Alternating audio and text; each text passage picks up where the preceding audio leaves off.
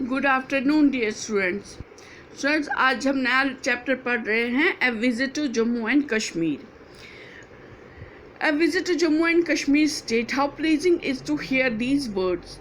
तो जो विजिटर्स हैं, वो जो विजिटर हैं जो यहाँ आ रहे हैं, तो वो कह रहे हैं कि जम्मू और कश्मीर स्टेट का नाम सुनते ही कितना अच्छा लगता है कानों को, ये शब्द सुनते ही, ये नाम सुनते ही।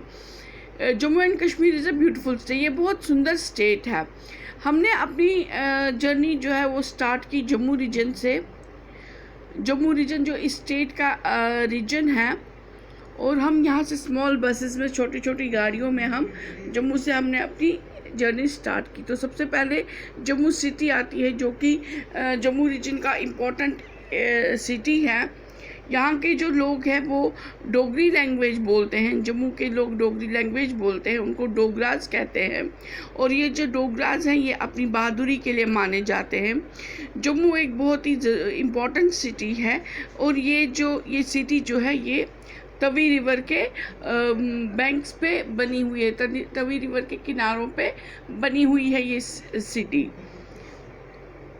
ये जम्मू सिटी जो है, ये जम्मू और कश्मीर की विंटर कैपिटल भी है। सर्दियों की कैपिटल जो है, ये जम्मू रियासत जो है, जम्मू रीजन जो है, ये जम्मू और कश्मीर की विंटर कैपिटल भी है Jammu city. There are beautiful temples in the city, और यहाँ पर बहुत सारे सुंदर सुंदर मंदिर है इस जम्मू सिटी में। इस जम्मू सिटी को कहा ही जाता है मंदिरों का शहर, सिटी ऑफ टेम्पल्स खिताब भी मिला है जम्मू सिटी को। यहाँ पर बहुत सारे लेक्स हैं, जिसमें कि एक लेक आती है मानसर लेक, जो कि बहुत मशहूर है यहाँ पर, मानसर लेक।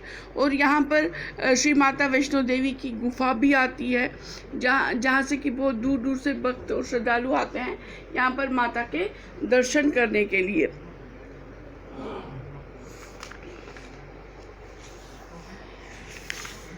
माता वैष्णो देवी की जो गुफा है वो या त्रिकुटा हिल्स आते हैं, त्रिकुटा पर्वत आता है, त्रिकुटा पहाड़ी आती है, तो वहाँ पर ये स्थित है, वहाँ पर ये मौजूद है। ये जो माता वैष्णो देवी की जो गुफा है, ये हिंदुओं के लिए बहुत पवित्र स्थान है। उनका एक बहुत बड़ा आस्था का मंदिर है। यहाँ पर बहुत आस्था है हिंदुओं को इस मंदिर पे। इस जगह से बहुत आस्था है हिंदू भाइयों को। द फेमस टूरिस्ट स्पॉट, जो फेमस टूरिस्ट स्पॉट्स यहाँ पर आते हैं, उनमें है कूद, बटोट, सनासर, पट्टी टॉप, भद्रवा, किश्तवाड़। ये जो है, ये सारे हिली एरिया हैं, सारे पहाड़ी एरिया हैं, और ये जगहें जो है, ये बहुत ही ज़्यादा खूबसूरत है।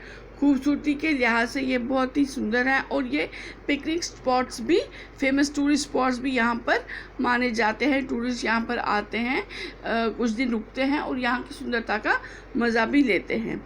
यहाँ के जो मेन जो त्यौहार है जम्मू रीजन के, वो है दिवाली है। यहाँ पर ईद भी मनाई जाती है, होली, लोहड़ी ये मनाई जाती है, गुरपुरब भी मनाया जाता है। यहाँ पर यहाँ की जो सड़क है, मेन सड़क, नेशनल हाईवे जो जाता है, वहाँ के दोनों साइडों से हमें जंगल भी मिलते हैं, और एक साइड से खाई भी है, छोटे छोटे, चूँकि ये पहाड़ी पे ही ये शहर बना हुआ है। तो यहाँ पर एक साइड से जंगल भी, एक साइड से खाई भी दिखती है। यहाँ की जो रोड्स है वो पहाड़ों को काट के बनाए गए हैं। यहाँ की सड़कें, एक साइड से बहुत ऊंचे ऊंचे पहाड़ भी दिखते हैं, जंगल भी दिखता है, और एक साइड से गहरी नदी दिखती है। और आप जब रामबन के एरिया में पहुंचते हैं, तो वहाँ पर चिनाब नदी आती है। चिनाब नदी का शोर वहाँ पर हमें सुनाई देता है, जो कि बहुत तेज़ी से, बहुत ही उसका फ्लो बहुत तेज़ होता है, और वो बहुत शोर भी करती है। वो नदी बहुत शोर वाली है, उसका शोर दूर से ही सड़क पे ही हमें सुनाई देती है। और ये जो नदी है, ये यहाँ की वादियों में बहती है। जो जम्मू की वादियाँ हैं, जम्मू के जो पहाड़ हैं, उनके बीच में से जो वादियाँ आती हैं, उनके बीच में से ये नदी बहती है। बहुत तेज़ी से बहती है, उछल उछल के बहती है ये नदी। तो ऐसा लगता है ये नदी हमें कहती है कि मैं अपना रास्ता खुद ही इन पहाड़ों के बीच में से मैं अपना रास्ता खुद ही बनाती हूँ। और ऐसा ही लगता है, और यही बात सच है कि वो ये रास्ता खुद ही बनाती भी है। और हम ये पहाड़ भी आसानी से पार कर सकते हैं। सड़कें वगैरह यहाँ पर अच्छी बनी हुई है, और हम इन जो सड़कें बनाई हुई हैं पहाड़ों को काट के, एक साइड से नदी दिखती है, एक साइड से पहाड़ दिखते हैं, जो बहुत ही सुंदर नज़ारा अपने आप में है। और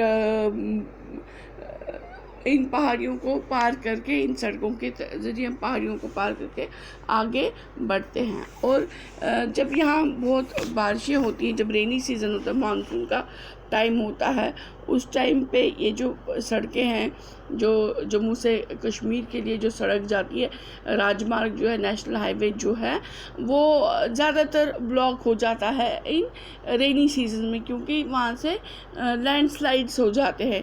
मिट्टी के पहाड़, उन मिट्टी के टुकड़े, और वो मिट्टी ही नीचे आ जाती है, जिससे कि सड़क पे रुकावट आ जाती है चलने में, वो सड़क ही बंद हो जाती है। और फिर जब तक वो साफ़ नहीं की जाती, वहाँ से वो मिट्टी और वो मलबा, वो पत्थर, जो बड़े बड़े पत्थर नीचे आते हैं, तब तक ये रोड जब तक साफ़ नहीं किया जाता, तब तक हम इस रोड पे सफ़र नहीं कर पाते हैं। और यहाँ पर कुछ एरिया यहाँ पर ऐसा भी है, इन बड़े ऊंचे ऊंचे पहाड़ों पे, जहाँ पर कि हमें बर्फ़बारी भी देखने को मिलती है। हमें पहाड़ियों पे बर्फ़ भी देखने को मिलती है।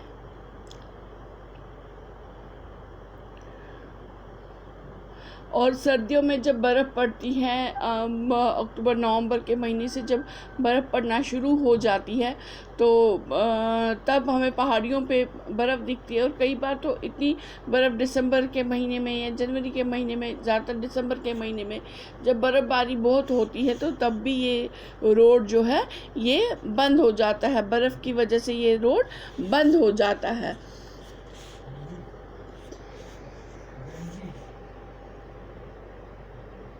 और जब ये रोड बंद हो जाते हैं, उस टाइम पे ये बहुत ज़रूरी हो जाता है कि इस रोड को साफ़ किया जाए और जल्दी से ठीक किया जाए।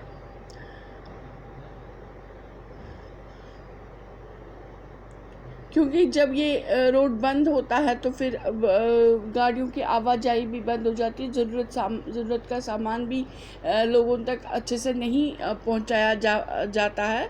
तो उस टाइम पे कितनी मुश्किलात आती है लोगों को, ये हम इमेजिन नहीं कर सकते हैं, ये हम सोच भी नहीं सकते हैं। तो बच्चों, आज हम ये यहाँ तक पढ़ लेते हैं। इसके आगे हम नेक्स्ट वीडियो में इसको कंप्लीट करेंगे। ठीक है बच्चों, तब तक के लिए okay, take care, stay home, stay safe.